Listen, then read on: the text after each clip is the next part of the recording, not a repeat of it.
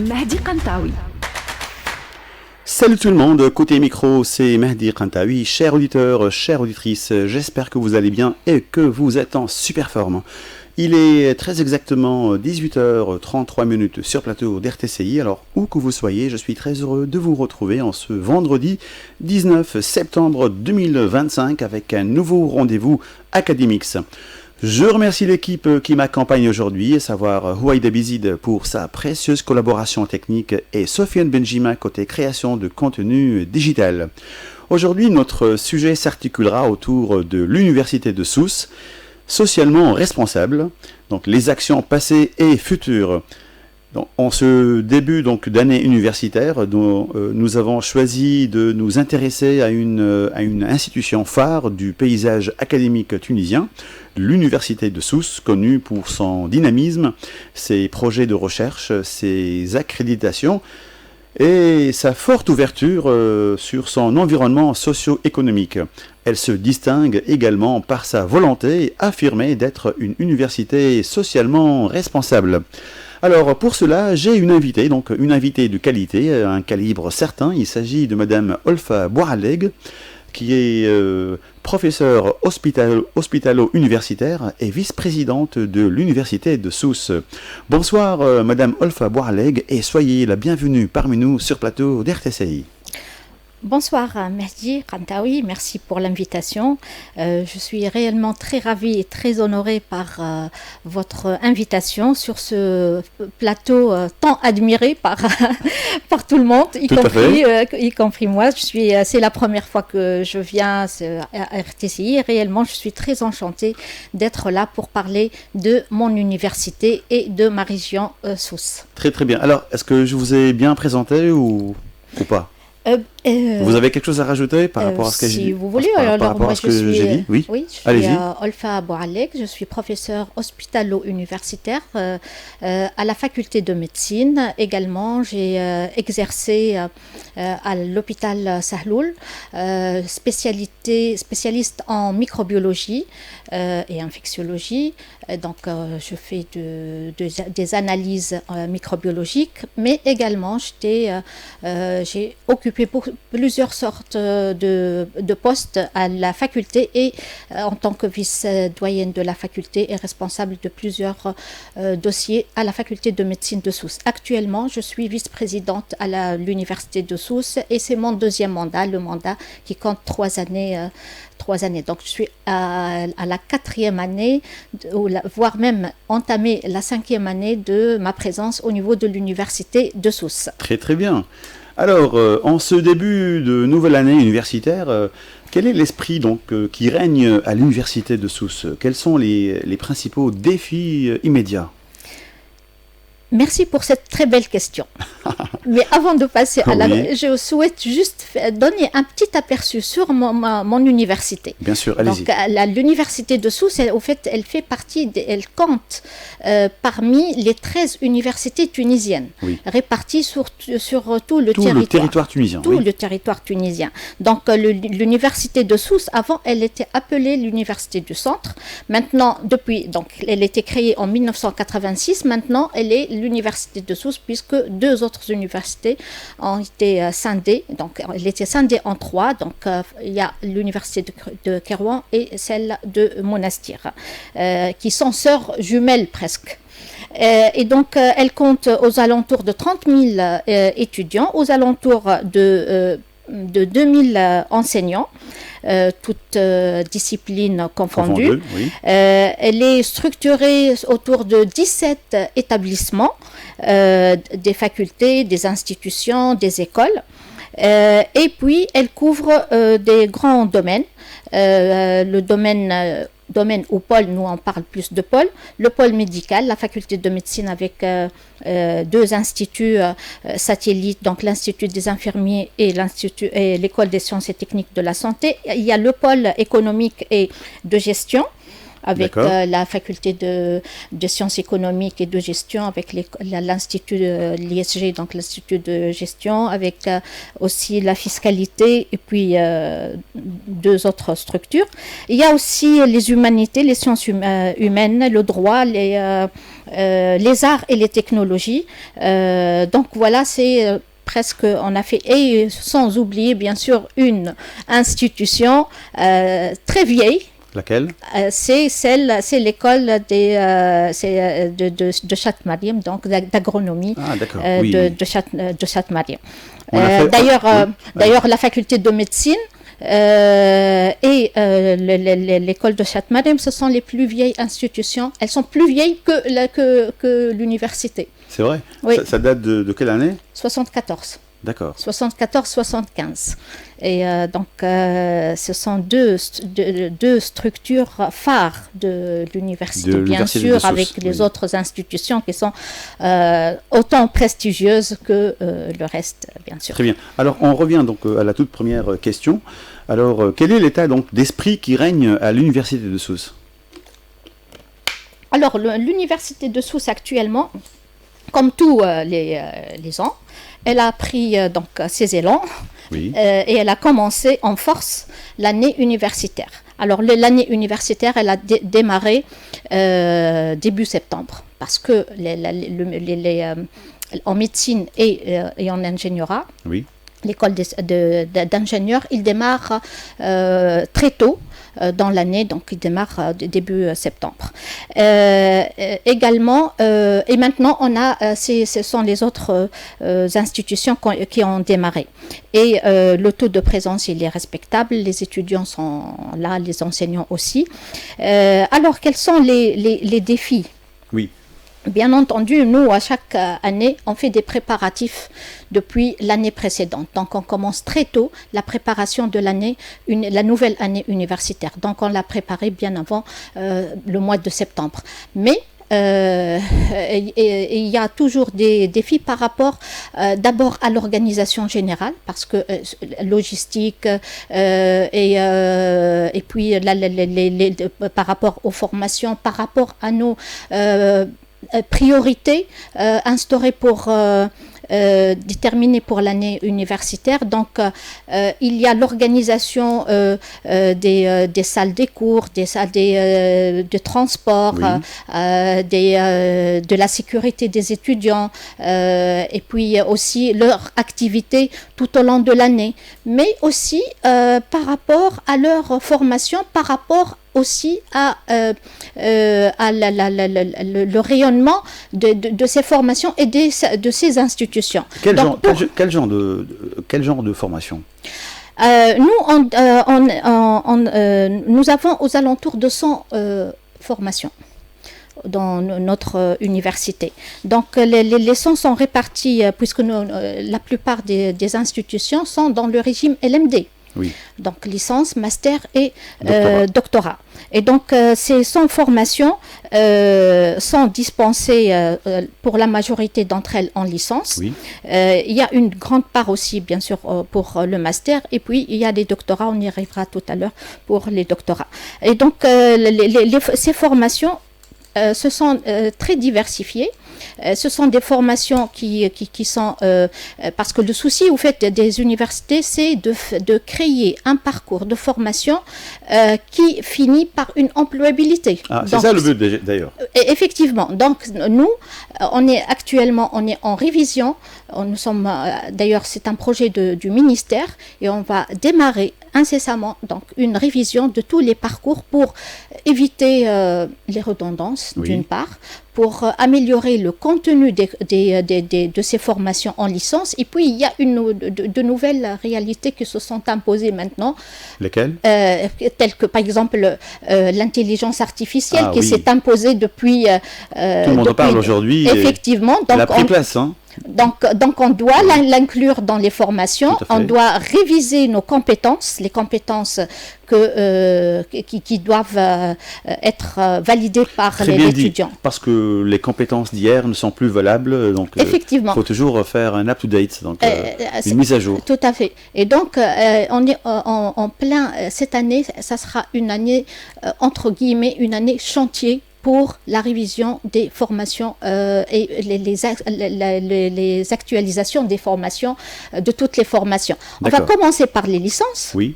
Et par la suite, on va enchaîner avec les masters professionnels et aussi de recherche. Très bien. Alors, quels sont donc, selon vous, donc, les points forts qui distinguent l'université de Sousse des autres universités tunisiennes ? Moi, je ne peux pas dire qu'il y a une université qui est mieux que l'autre, parce que chacun, il a ses spécificités. Par contre, ce que je peux dire, c'est de parler des spécificités de l'université de Sousse. D'accord. Donc, parce que chaque université s'adapte à son environnement. C'est sûr. Et son tissu socio-économique et à la réalité de son terrain. Et puis, et c'est pour ça qu'on doit obligatoirement adapter nos formations en fonction des besoins de notre société dans son ensemble. Dans son ensemble, oui. Mais aussi les spécificités de la région. Et donc, ce qui distingue l'université de Sousse, d'abord dans sa gouvernance, c'est que nous, on a créé nous avons, d'habitude, il y a le président, il y a 2 vice-présidents. L'un qui s'occupe des formations, de la qualité des formations, et qui est moi pour l'université de Sousse, et puis autre créneau aussi, l'internationalisation, et on y arrivera tout à l'heure, et puis un deuxième vice-président qui s'occupe de la recherche. Mais un président avec 2 vice-présidents, c'est très peu pour une gouvernance et pour une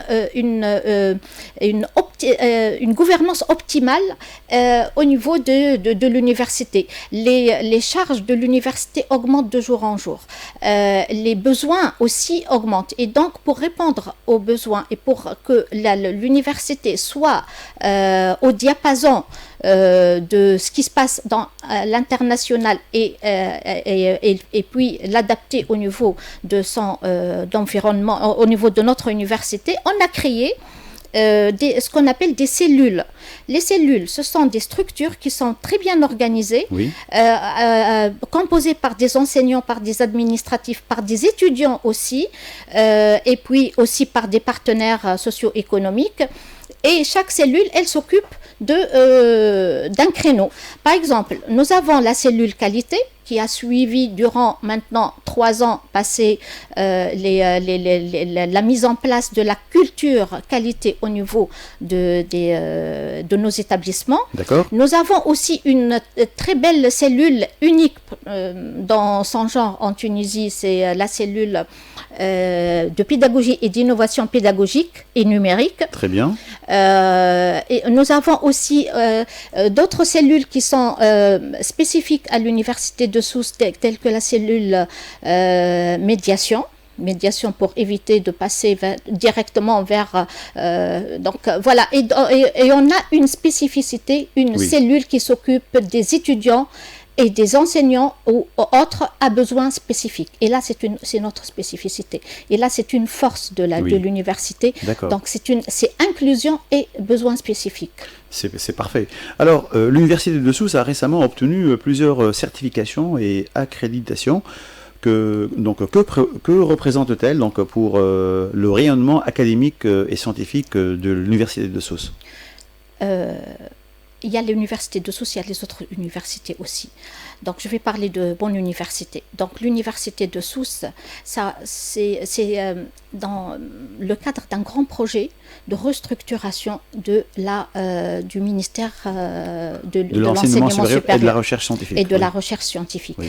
Et donc, c'est ce projet-là, il a soutenu toutes les cellules de qualité au niveau des établissements et au niveau des universités pour que les formations et pour que les institutions soient certifiées et ou accréditées. D'accord. Et donc, donc pour nous, au niveau de l'université, on a certifié les 17 établissements. Il y a 2 qui vont faire leur certification maintenant. Prochainement, oui. Très, très prochainement, donc oui. La semaine prochaine, je pense. D'accord. Et tout le reste sont certifiés en ISO 21001. C'est un standard, une norme très reconnue à l'échelle internationale. Oui. Et ce standard, il donne une visibilité. Et c'est un garant de qualité, en fait. C'est un garant, il garantit la qualité de la formation ou de l'institution. Tout comme les accréditations. On accrédite des parcours ou on accrédite une institution. Par exemple, la faculté de médecine, elle est accréditée parce que la faculté de médecine, elle a un seul parcours, c'est les études médicales. Oui. Mais les autres institutions ont plusieurs parcours. L'ENISO, donc l'École nationale des ingénieurs de Sousse, elle a accrédité tous ces parcours. Et puis, il y a aussi l'ESG, l'ISG plutôt, l'ISG, donc l'Institut supérieur de gestion, aussi, il a accrédité tous ces parcours. Et bien d'autres aussi formations. Donc, j'ai cité celles qui étaient accréditées dans leur totalité. D'accord. Alors, l'innovation pédagogique est devenue un axe incontournable dans l'enseignement supérieur. Quelles sont les initiatives déjà mises en place à Sousse? Ah oui, c'est une très belle question. Parce que l'innovation pédagogique, comme je viens de le dire,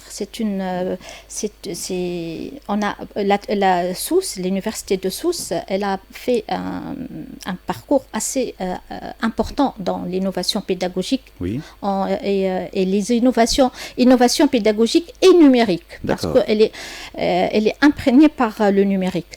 Alors, l'innovation pédagogique, elle a pris naissance depuis des années maintenant, depuis ça a été initié d'abord au niveau de la faculté de médecine, mais parallèlement au niveau de l'université aussi centrale. Oui, donc, d'accord.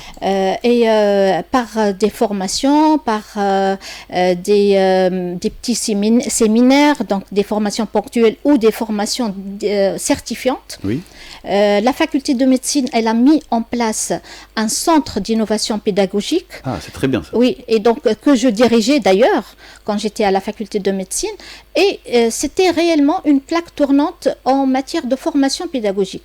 Donc il y avait un CEC, certificat d'études complémentaires, qui il est dispensé durant toute une année. Dédié pour les études, pour les enseignants, pour les doctorants aussi, et les enseignants donc à tout grade confondu. Avec des séminaires pédagogiques aussi, parce que le CEC il est trop prenant, donc pour ceux qui ne peuvent pas assurer toute la durée, donc ils peuvent juste se contenter donc des formations sous forme de séminaires. Donc séminaire, c'est 2 jours. La durée, elle est uniquement de 2 jours. 2 jours, mais il y a une vingtaine de séminaires étalés sur l'année. Également, il y a des formations ponctuelles. Et donc, c'était réellement un grand centre très, très varié, très diversifié en matière de formation et d'accompagnement des enseignants durant tout leur parcours pédagogique. À l'université, nous avons créé à l'université cette cellule d'innovation pédagogique et une cellule d'innovation pédagogique qui a pris place au niveau de l'édifice lui-même de l'université. Et on a créé ce qu'on appelle la CIPEN, c'est-à-dire le Centre d'innovation pédagogique et numérique, avec un studio qui est très bien installé, un studio d'enregistrement, parce que maintenant les étudiants veulent voir et écouter les enseignants plutôt que de lire les pages. Donc ce centre et ce studio, il est dédié à tout, il est ouvert à tous les enseignants pour préparer leurs capsules vidéo, pour préparer des scénarios, pour préparer des formations qui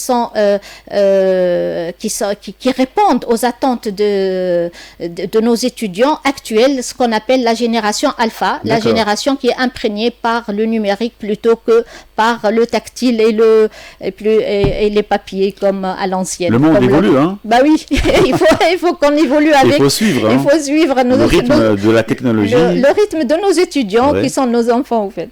Très bien. Alors, quelle perspective de développement envisagez-vous donc pour renforcer l'attractivité de l'Université de Sousse à l'échelle nationale et internationale?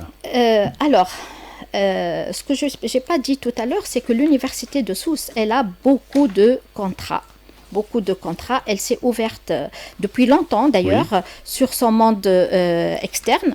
Des contrats avec qui? Avec des entreprises des contrats de partenariat, tant nationaux que internationaux. D'accord. Et donc on s'est ouvert sur notre tissu socio-économique par des contractualisations, pour permettre à nos étudiants d'avoir des stages et de perfectionnement, des stages demandés donc pour c'est ça, donc l'objet du contrat, c'est surtout pour des stages de partenariat. Oui. Et puis pour une future employabilité aussi. C'est sûr, oui. Pour leur insertion professionnelle. Absolument, ça va faciliter énormément leur intégration. Intégration, tout à fait. Parallèlement, nous avons aussi des partenaires étrangers. Des universités étrangères. On a plus que 400 contrats de partenariat avec des universités étrangères pour des échanges, non seulement des étudiants, mais aussi des enseignants, pour des doctorants, des chercheurs, pour avoir, c'est-à-dire des échanges dans tous les domaines d'ailleurs, que ce soit formation ou surtout recherche. Oui, bien sûr, c'est l'ouverture de l'université sur son environnement et c'est bien sûr ça impacte les deux côtés. Parce que même les étudiants qu'on reçoit, et d'ailleurs nos universités deviennent internationales maintenant, de par leur ouverture sur l'Afrique, et puis sur d'autres pays. Très bien. Alors, l'Université de Sousse se veut socialement responsable. Donc, que recouvre concrètement ce concept dans vos actions quotidiennes? Oui, donc notre université, elle est socialement responsable. Elle est très ancrée dans sa société. Donc, quand on dit socialement responsable, c'est-à-dire que nous, au niveau de l'université, on voit et on étudie la réalité du terrain, donc de la société. Et puis, on fait beaucoup d'actions, non seulement les actions, parce que ça va au-delà des actions, parce que le partenariat, c'est la responsabilité sociale aussi, mais aussi les actions qui sont faites sur terrain par les étudiants et par les enseignants. Je cite quelques exemples. La faculté de médecine, régulièrement, elle organise des actions de sensibilisation pour le citoyen en général, c'est ça, dans toute la ville de Sousse, à l'extérieur donc Quel genre d'action, par exemple? Par exemple, une campagne de sensibilisation pour anti-tabac. Par exemple. Ah oui, c'est une très belle action. Oui. Par exemple aussi pour détecter le diabète et l'HTA, qui sont deux maladies chroniques très fréquentes en Tunisie et qui sont impactantes parce que leur prise en charge, elle coûte cher pour la société. Donc, leur détection précoce, elle permet un suivi régulier du diabétique ou bien de l'hypertendu et qui, bien sûr, avec des contrôles et suivis permanents. Et puis aussi, il y a des actions sociales et solidaires faite régulièrement par certaines structures, dont la plus importante que je vais citer, c'est la faculté des sciences économiques et de gestion, la FSEC de Sousse. D'accord. Et donc, eux aussi, ils font régulièrement ces actions de sensibilisation. Alors, la création d'une nouvelle chaire UNESCO figure parmi les grands acquis de cette année. Pouvez-vous donc nous dire davantage et voilà les objectifs surtout donc et les retombées attendues?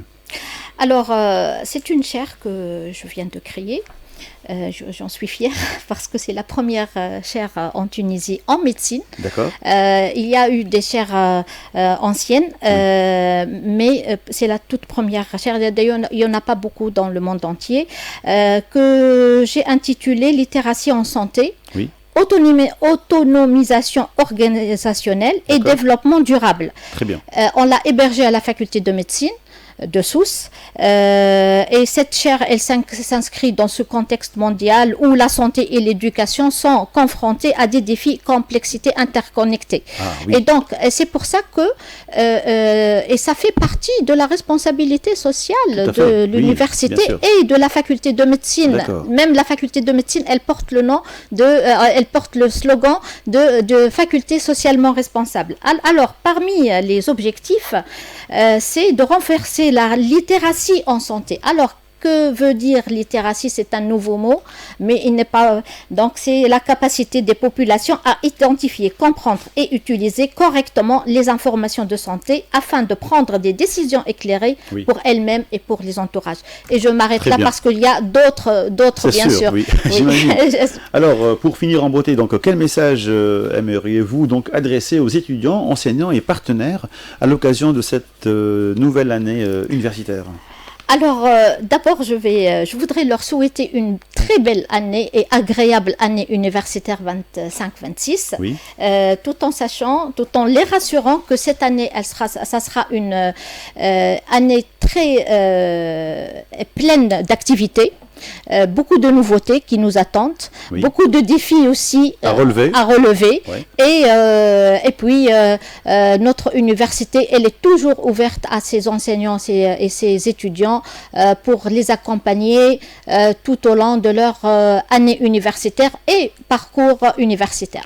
Très bien, donc notre rendez-vous d'aujourd'hui touche à sa fin. Donc Madame Olfa Boualleg, merci à nouveau d'avoir accepté notre invitation et pour tous ces éclaircissements par rapport à notre sujet d'aujourd'hui, à savoir l'Université de Sousse, socialement responsable, les actions passées et futures.